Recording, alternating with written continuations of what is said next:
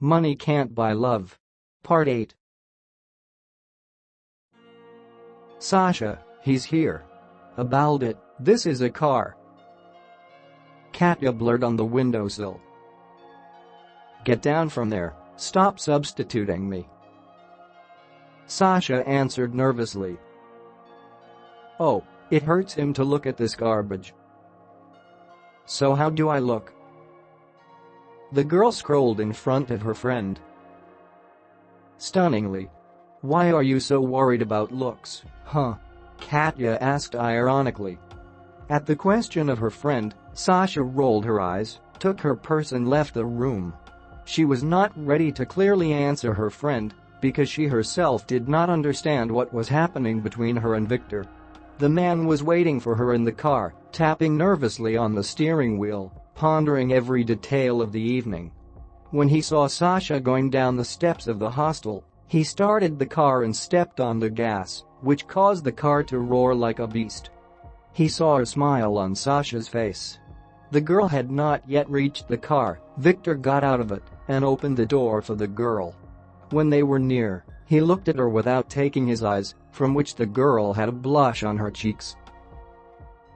"You're so beautiful," he whispered, and Sasha's sweet smile never left her face. "You're not bad either," she grinned. "Buckle up, come on," he said carefully. "Where are we going?" "It's a surprise." Sasha thought that he would choose a pompous restaurant in the style of Victor, but then they passed the center, then a couple more restaurants and cafes. All this time they talked at ease. Sasha talked about her work, about the article for which he needed to be interviewed. We discussed those bachelors about whom Sasha was collecting material. As it turned out, Victor knew everyone. He also talked about work, about how his business started. Sasha noticed that all the restaurants that they could visit for a long time behind and where they were going, she did not know. But for some reason, she trusted him. It was already getting dark. Victor began to glance at the phone because they were no longer within the city limits. She saw him looking at the map. "Are we lost?"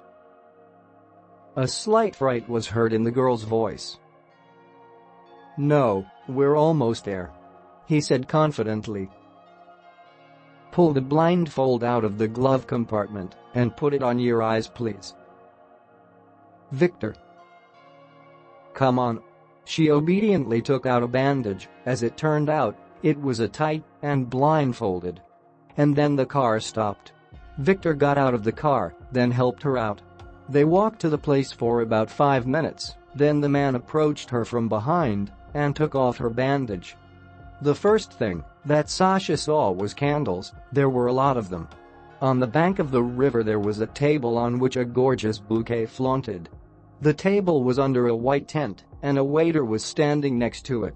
Sasha thought for a moment that she was in some kind of movie. Victor invited the girl to the table. He behaved like a real gentleman. The waiter brought the menu. The choice was small, but with him Sasha was surprised who would cook it all. Then, looking a little around the area, she saw a cafe on the shore not far from them. Apparently their dinner will be cooked there. They made an order and the waiter left them alone.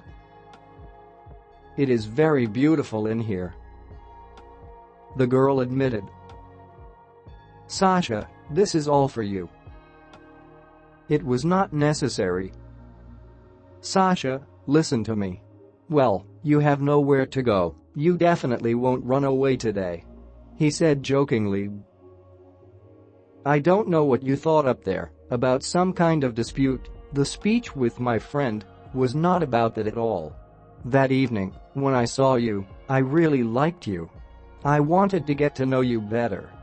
And when we managed to communicate with you, I just couldn't get you out of my head.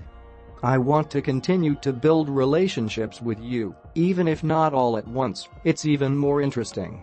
I hope this evening will show you that I won't just give up. So what do you say?" You put me in an awkward position. To Moscow and really run far." The girl laughed, and Victor appreciated Sasha's humor. You, as always, in your manner," he said, not hiding laughter.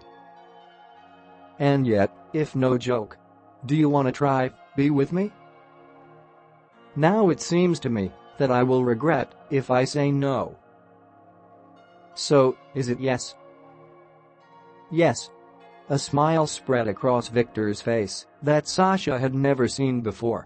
She believed him, believed his eyes, that he was serious, and this was not an argument with a friend at all. They had a great evening. "We had dinner." Victor even organized the music, though only from the phone, as he said, there was little time to prepare everything. It was late at night. He took her back to the hostel. On the way home, they clasped their hands awkwardly, but then crossed their fingers. Both could not hide the pleasure of what was happening. "By the way, what about the article?" "What article?" Sasha asked in surprise. "Well, about the bachelors. Am I still on this list?" "Igor Nikolaevich will kill me if one of the bachelors is not in the article. And when he finds out that I was involved in this, he will fire me altogether." Both laughed. When they were already at the hostel, they could not say goodbye to each other for about an hour. Saying goodbye, Sasha kissed him on the cheek and ran away inside the hostel. He followed her with his gaze until the door closed behind her. He felt empty, as if he had already begun to miss her. He wanted to dash off, catch up with her, hug her. When suddenly the door of the hostel opened, and he saw her. Without thinking, he got out of the car and walked to her with a quick step, and she ran to meet him. Another second, and they merged into a kiss. He, like her, both did not want to let go of each other. After all, she took a step back. "All, now for sure," Sasha whispered.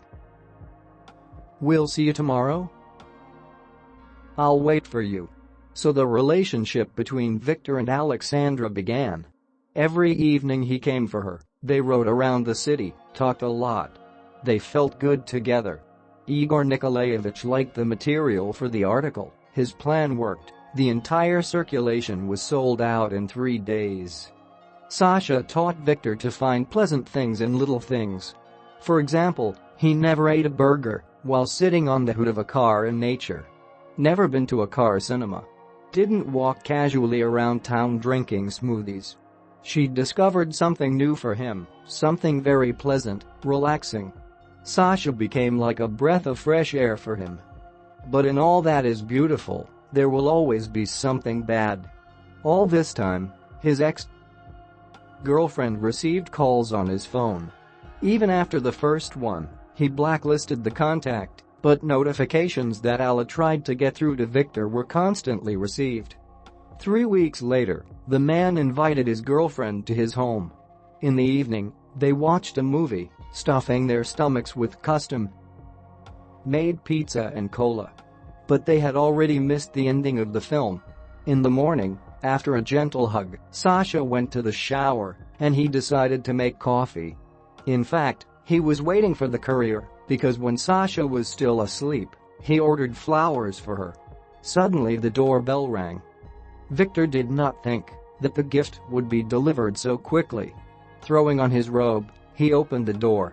Alla burst into his apartment. "What the fuck are you not answering my calls?" Already from the doorway Alla began to shout. "What the fuck are you doing here?" he said spitefully.